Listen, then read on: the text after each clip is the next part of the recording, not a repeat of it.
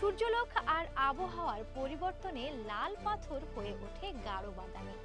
Iron sulphide থেকে তৈরি হয় হলুদ রং, আর ক্লোরাইটের সংস্পর্শে আসে মনোমুগ্ধকর সবুজ আভা।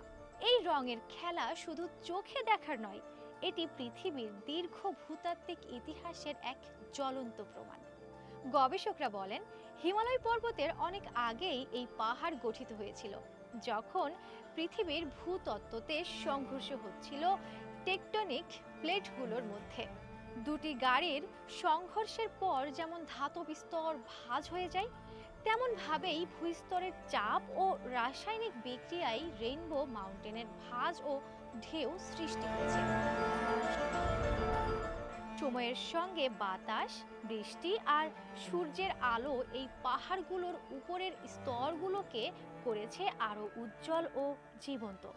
বৃষ্টির পানি যখন আয়রনের সংস্পর্শে আসে, তখন সেখানে তৈরি হয় মরীচিকার মতো এক প্রাকৃতিক প্রলেপ, যা রঙের ঘনত্ব বাড়িয়ে দেয় আরো বেশি।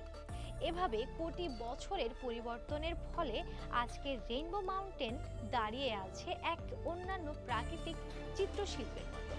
পাহাড়ের মাঝে হাঁটার পথ তৈরি করা হয়েছে পর্যটকদের জন্য, যেখানে সূর্যোদয় কিংবা সূর্যাস্তের সময় রঙের মিশ্রণ হয়ে ওঠে আরো মুগ্ধকর। সূর্যের আলো যখন ঢলে পড়ে লাল, হলুদ আর বেগুনি স্তরে, তখন পুরো উপত্যকা যেন রঙিন স্বপ্নের রাজ্যে পরিণত হয়।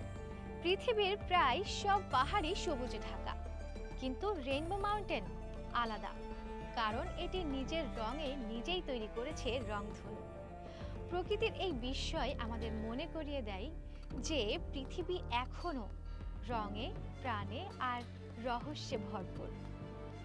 রেইনবো মাউন্টেন শুধু একটি পাহাড় নয়, এটি পৃথিবীর ইতিহাসের রঙিন অধ্যায়, যেখানে প্রতিটি রং বলে এক একটি গল্প প্রকৃতির, সময়ের আর সৃষ্টির।